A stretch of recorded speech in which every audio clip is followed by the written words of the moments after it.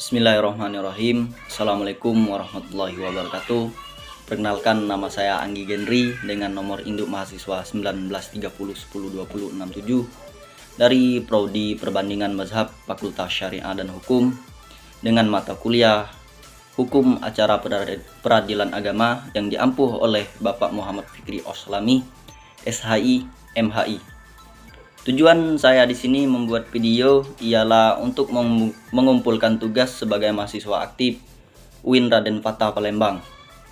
Di sini saya akan menyampaikan sesingkat-singkatnya dan sejelas-jelasnya. Baiklah, langsung saja ke materinya. Tak perlu lama-lama lagi. Materi yang akan saya sampaikan saat ini yang pertama ialah gugatan dan permohonan. Kedua, mengetahui isi ciri-ciri dari gugatan dan permohonan. Ketiga, mengetahui cara mengajukan gugatan dan permohonan. Dan yang keempat, mengetahui definisi sita jaminan dalam kehidupan bermasyarakat. Tentunya ada persoalan-persoalan yang timbul antara masyarakat.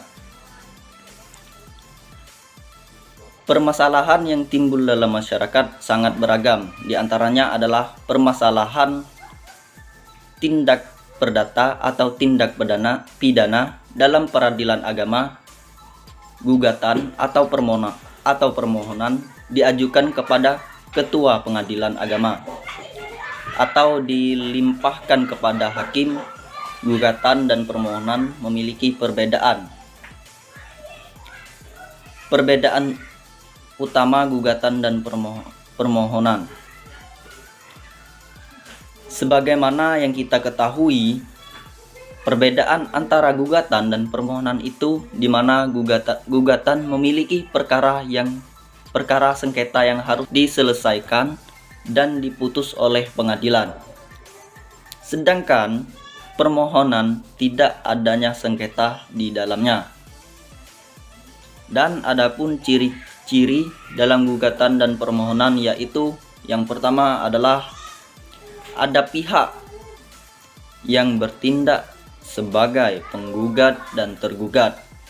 Yang kedua ialah pokok permasalahan. Hukum yang diajukan mengandung sengketa di antara para pihak.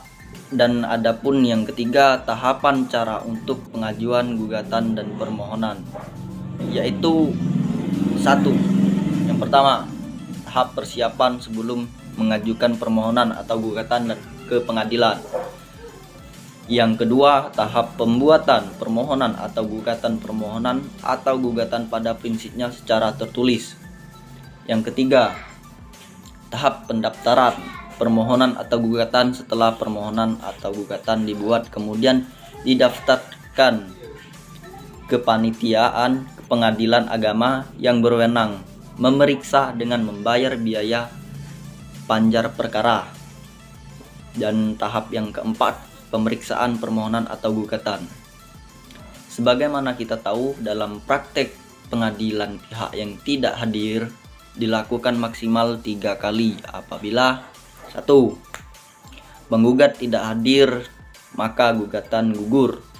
Yang kedua, apabila terdapat beberapa tergugat yang hadir, ada yang tidak hadir. Yang ketiga, penggugat dan tergugat hadir. Dan untuk sita jaminan, kita tahu sita jaminan itu sita terhadap barang-barang milik tergugat yang disengketakan status kepemilikannya atau dalam sengketa hutang piutang atau tuntutan ganti rugi. Karena proses permohonannya itu yaitu yang pertama, permohonan sita jaminan dapat diajukan bersama-sama dengan gugatan. Oleh karena itu, permohonan sita jaminan menjadi bagian dari pokok gugatan yang serius atau diletakkan pada pokok gugatan. Yang kedua, permohonan sita jaminan dapat dilakukan tersendiri asalkan didahului oleh adanya gugatan pokok sebagai landasannya. 3. Permohonan sita jaminan dapat dilakukan selama proses persidangan berlangsung pada semua tingkat pengadilan. Jadi untuk kesimpulannya, materi yang saya sampaikan ini ialah dari beberapa sub pokok pembahasan yang sesuai dengan rumusan masalah dalam makalah ini. Surat gugatan adalah yang diajukan oleh penggugat kepada ketua pengadilan yang berwenang, yang berisi tuntutan hak yang di dalamnya mengandung dan pembuktian kebenaran suatu hak. Perbedaan dari gugatan dan permohonan adalah bahwa permohonan itu tuntutan hak perdata yang di dalam kepentingannya itu bukan suatu perkara, sedangkan gugatan adalah surat yang diajukan oleh penggugat terhadap tergugat yang menuntut tuntutan hak yang di dalamnya berisi suatu perkara. Dalam gugatan inilah yang disebut dengan pengadilan yang sesungguhnya, dan produk hukum yang dihasilkan adalah putusan hukum. Baiklah, mungkin hanya itu penjelasan yang singkat yang dapat saya sampaikan pada video kali ini. Mudah-mudahan bermanfaat bagi kita semua. Saya akhiri, billahil hidayah wal taufik wal inayah. Wassalamualaikum warahmatullahi wabarakatuh.